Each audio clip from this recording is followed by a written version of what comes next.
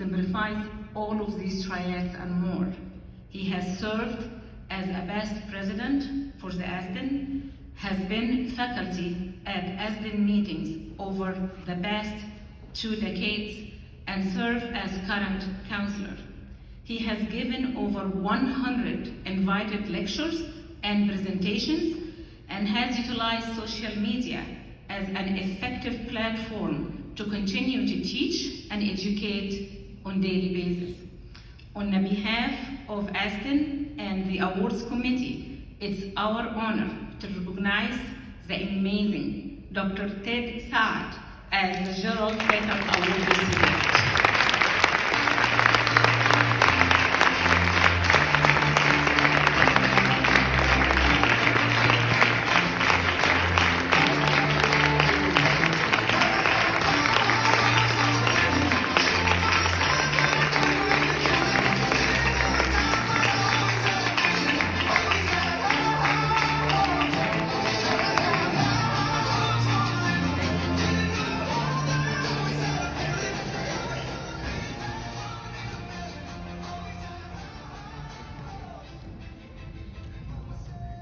So it's my turn.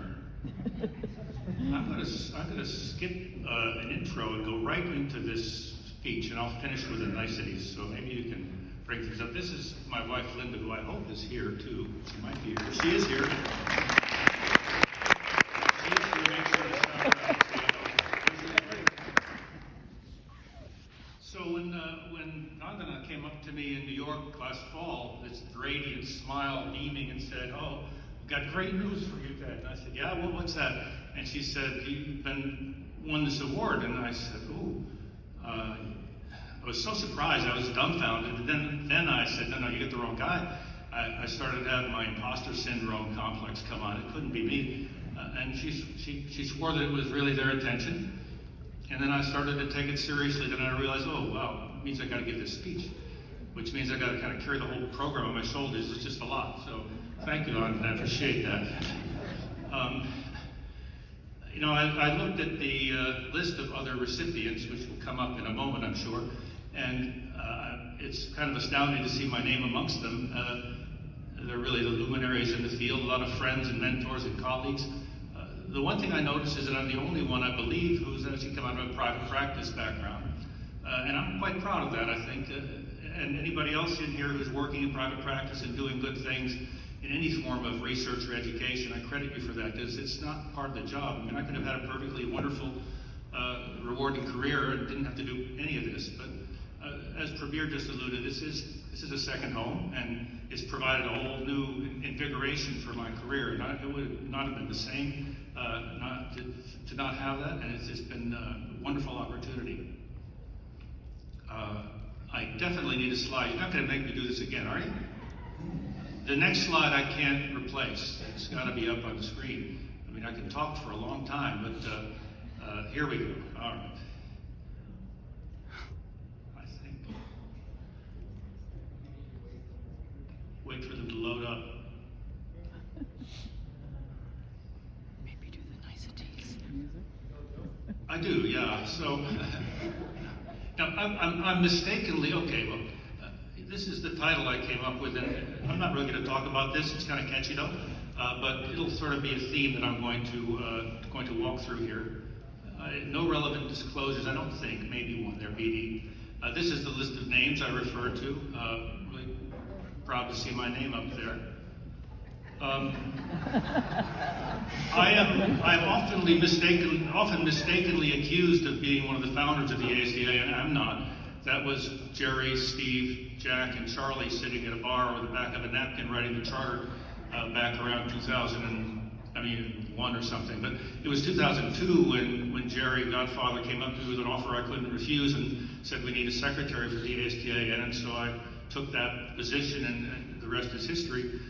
It was when the ASDIN was a closet at Atlanta University, at Emory University. So we've come a long way since then. But I feel uniquely positioned to give this talk because I believe I'm the first of the original disciples to win this award, the Austinese, the Austinite trainees. So that's puts me in a unique position. If you can name all of these people, by the way, there's probably a prize in it for you.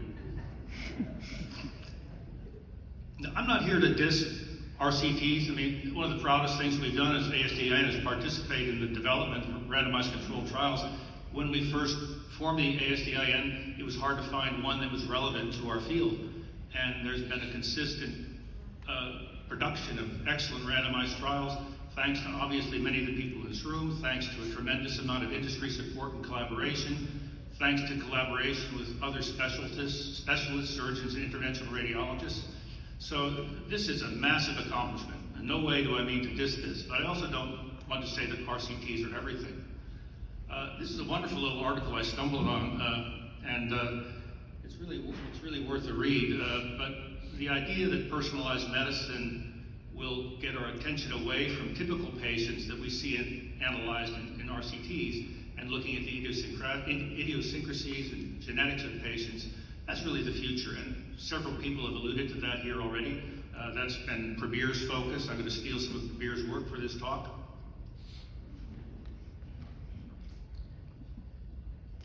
And so that's kind of the background theme of all this. When I was trying to figure out what to talk about, because Von Dennis said I could talk whatever I want, it was a couple months ago I saw this patient for a case, and she was referred with low flow. It was the 200s. She's hypotensive at dialysis.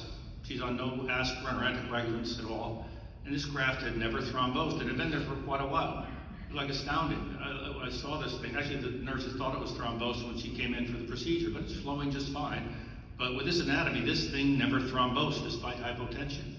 And the same week, I saw this patient who was clotting over and over again, and the flows were fine. She rarely had hypotension. She actually happened to be on full Eliquis anticoagulation. I can't remember if it was for this thrombosis or another thrombogenic condition, but it was like these two patients, this lady shouldn't have been clotting, and that lady should have been clotting all the time. So there's something hugely different between the biology of these patients that I didn't understand. And I imagine putting these two patients into any RCT where you're studying a stent graft or a drug-coated balloon and looking for outcomes that you compare, and that's going to really cause some muddling of the data, because I have no idea what it'll mean in the context of these two patients. So we've got the evidence pyramid. Everybody's familiar with this. The RCT is king or almost king, and there's some validity to that, but I see this a little differently. I see this as a montage of blended inputs into our decision making. This is all about making decisions. That's what we do all day, every day. We make clinical decisions, and we make the best decisions we can with various inputs. And obviously, when we have a good RCT to inform that decision, that's great, but most times we don't, and we have to take into account many other factors, and it's hard to weight those factors appropriately, but you know what these things are, anecdotes even, or meta-analysis that put this together. But at the end of the day, you have to make a decision, and alluding to my previous talk, informed patient choice really has to be part of that decision too. You can't make the decision entirely for the patient based on this data. You have to let the patient tell you what they take away from the data. And then we've got this whole thing of personalized medicine. Need to jump that slide, but go back one. Yeah, so if you do the Google Scholar, Jerry's published 597 publications. That might not even be complete. And I asked him the other day if any of them was an RCT, and he said, no, he didn't think so. I did find one, and there may be some others, but the point is Jerry's accomplished quite a bit and contributed an unmeasurable amount without necessarily publishing RCTs. He's analyzed many of them, he's interpreted many of them, but he hasn't been the driver of many RCTs. But I asked Jerry this question once, and this has really become formative for me, because I said, how do you do that? It's crazy, you putting all that out. And he did tell me, it's my hobby, I don't play golf. I like researching and writing. And I took that to heart because, I'm sitting home at midnight writing a chapter. Instead of being in there miserable and hating it, I actually tell myself, this is fun, I like doing this. And it's a good trick to play on your mind, actually, it's good. So when I was in San Antonio in 1994, I was at the University of Texas, and we had a nice hospital-based dialysis clinic, and the surgeons put in the tunnel catheters. It wasn't a radiologic procedure at all, they never did it. And the surgeons' outcomes were somewhere between lousy and lethal, and it was terrible. I mean, And it finally came to the day that literally there was a lethal complication of a surgically placed or misplaced catheter. And I said, well, we can't do worse. We really can't. And at a university with a lot of bureaucracy, they sent out this memo. This was a little later, but basically this leave skid marks and start throwing out gravel. And that became another mantra for my career. I think you don't get far by waiting for permission. And sure, Jerry never waited for permission to do a thing. And so I said, well, we don't need permission to do this. Anwar Gurgas, who is one of our fellows here, I don't think Anwar's here, but he often comes to the meeting. Anwar and I just said, well, we can do this. So we found a Quinton video, a VHS video. We watched it, said we can do that, bought the kit, gathered up supplies, and went to a bay in the dialysis clinic, and we just started doing tunnel perm caths. No ultrasound, didn't exist yet, no micropuncture needles, no fluoroscopy, no sedation.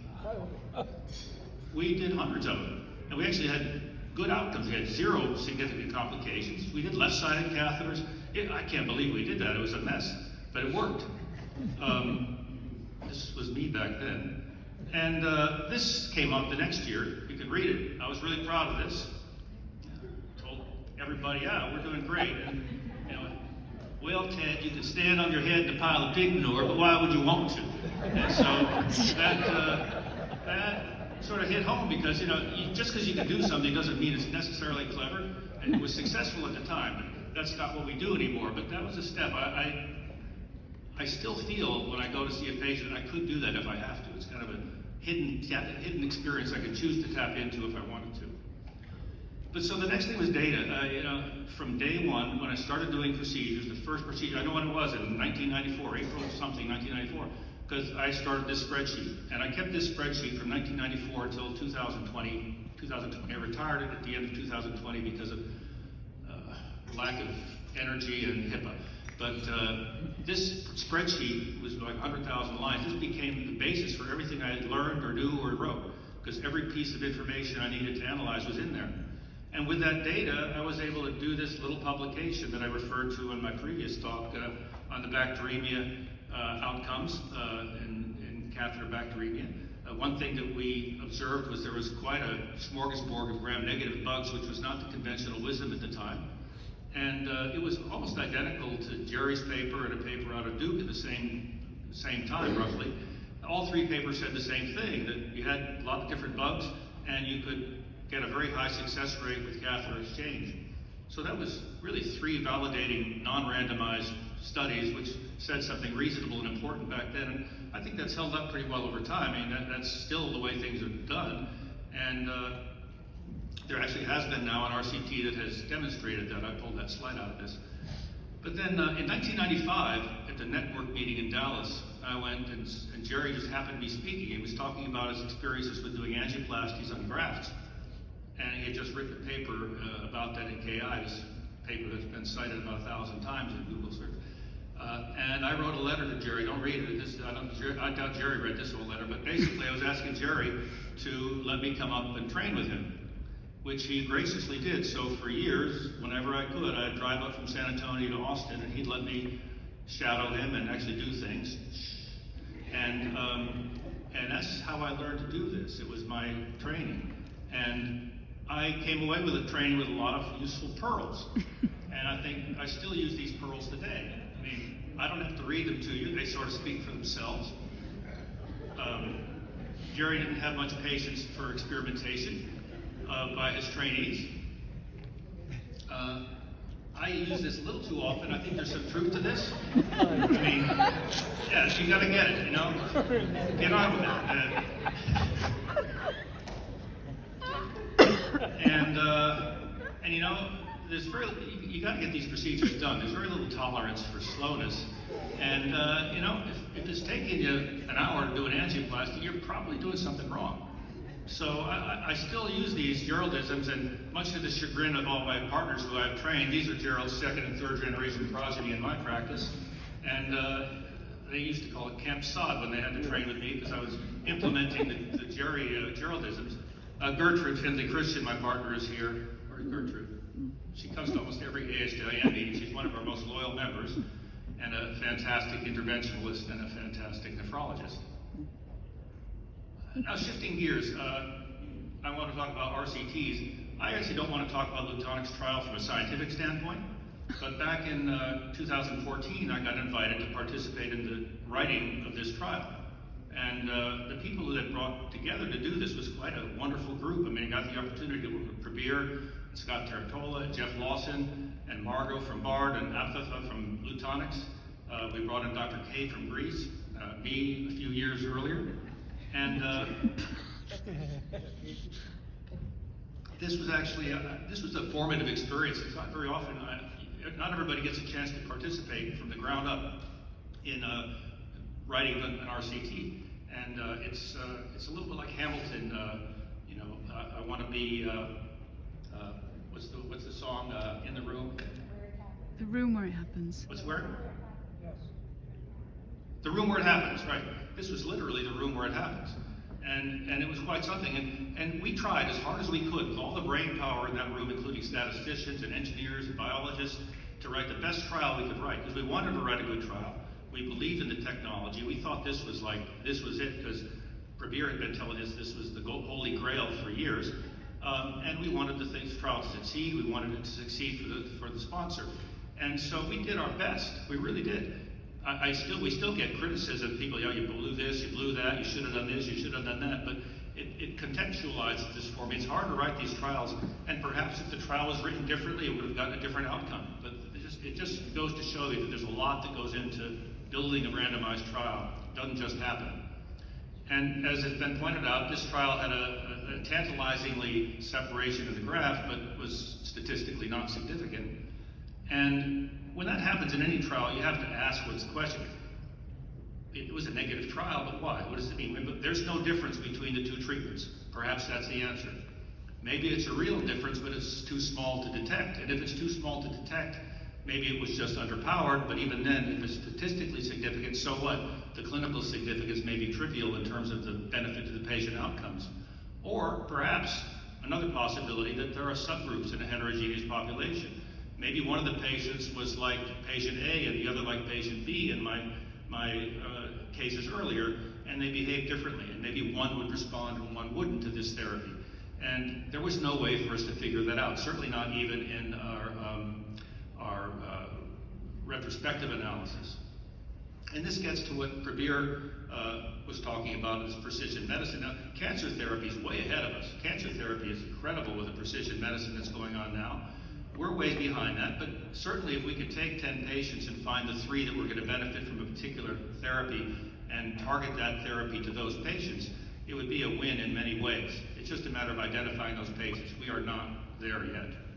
But, you know, there's this thing of N of 1 trials, which is, you know, a patient has its own control, or his or her own control. You can see that they may have a lot of procedures and failures before they have their intervention, and then after that intervention they have very few interventions. That's kind of suspicious for a positive result. But it also kind of goes backwards. You know, we're going from anecdotes to RCTs back to anecdotes, so I'm not sure what the direction of that all is. But we did publish one thing. I'm sorry, we didn't publish. One thing about career, there's some regrets. I regret not having published this. I think it's too late. That ship has sailed. But we did some work looking at outcomes, comparing stents at cephalic arch or basilic outflow, number of interventions in a year before the stent versus the number of interventions per year after the stent, individualized, analyzed patient by patient. And what we saw was there was a substantial decrease in the number of interventions after stenting, and this just happened to be the cephalic arch data. It didn't really matter which stent, they all worked to different degrees perhaps. But this struck me as an interesting alternative model to studying diseases where patients behave differently, is to use them as their own control. And what better disease process than one like ours that just is constantly recurrent? I mean, you can't do this necessarily with, you know, broken hips, but with something as frequent and predictable as graft restenosis, you have an opportunity to do this self-controlled study. So back to where we began, you know, you've got these inputs that you use in making these clinical decisions, and we'd like to bring personalized medicine, and even artificial intelligence has been alluded to in this meeting. But there are some situations that just isn't and probably won't be a randomized controlled trial. we're hearing a lot about endo-AVFs today, and that's great. I think they're wonderful. They've been well studied, but there's never been an RCT yet. There's one in planning stages right now. But without an RCT, how do we know this is really as good as it's made out to be? There's been a lot of promotion of rib resection for central stenosis, thoracic outlet obstruction like disease in dialysis patients.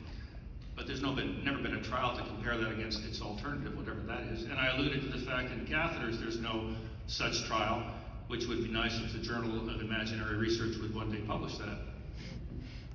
But here's an example of, I get pilloried for this. The cardiologists, they go apoplectic when I actually stent a central stenosis associated with device leaks. But this patient was coming back over and over again, and she actually said, I'm going to have to change my mailing address to this place. Those were her words. And this lasted, we had angioplasty, this would last for a month, and she'd be back, and her arm never stopped swelling. The cardiologist didn't want to pull this lead out because it has this 15-year-old wound electrode, which was going to be a bear. And eventually we just said, well, we got to do something. We're not going to wait for an RCT to tell us what to do with this patient, so we had to do something, so we stented it. And it's done fine so far. And our data that we did publish in a small series actually proved that they do fine for the most part. Certainly better than any other alternative therapy that's been proposed.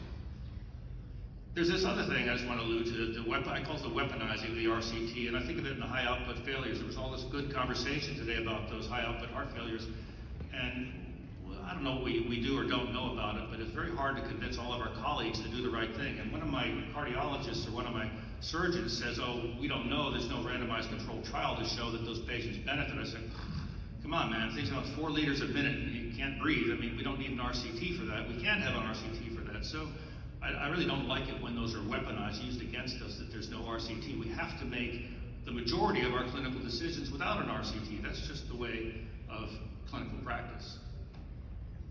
You're probably familiar with this trial, the parachute to prevent death and major trauma related to gravitational challenge. Systematic review of randomized controlled trials. Scott Teratola introduced me to this trial, and we're still looking for subjects, but it's very hard to recruit for this. You can reduce the concept of RCTs to absurdity, and there are some situations where that's just not the way to answer the question. So, there's been a lot of talk about the ASDIN. This is a group of people, friends, colleagues, collaborators that really is irreplaceable. I will point out that there's a few people here that, I'm sorry, I can't put everybody in this picture, I would have loved to, but I would point out there's some people who aren't here but who've had a really formative role in the ASDIN. Tom Vesely, his contributions were immeasurable. Scott Teratola has been a real good friend of ours, Ziv Haskell. Bart Dolmatch and Ingemar Davidson, what they've done with CETA and including nephrologists, wholeheartedly in the program, that's been a huge boost to our field and to many of our careers. And I think we owe a lot to these people. So, industry, Uta Rosek and Margot Underwood, these people represent industries, but they've been collaborators and colleagues with us. And so it's really important to put all these pieces together, and that's where we have a wonderful little boutique society. And of course,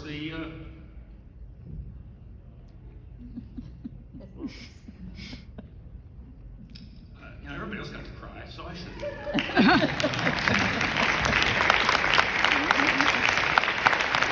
We've all got partners in life, and, I take credit. I stand here, basking in the limelight, but none of this could happen without a good partner, and Linda is responsible for at least half. I think John Ross said 74% of my accomplishments.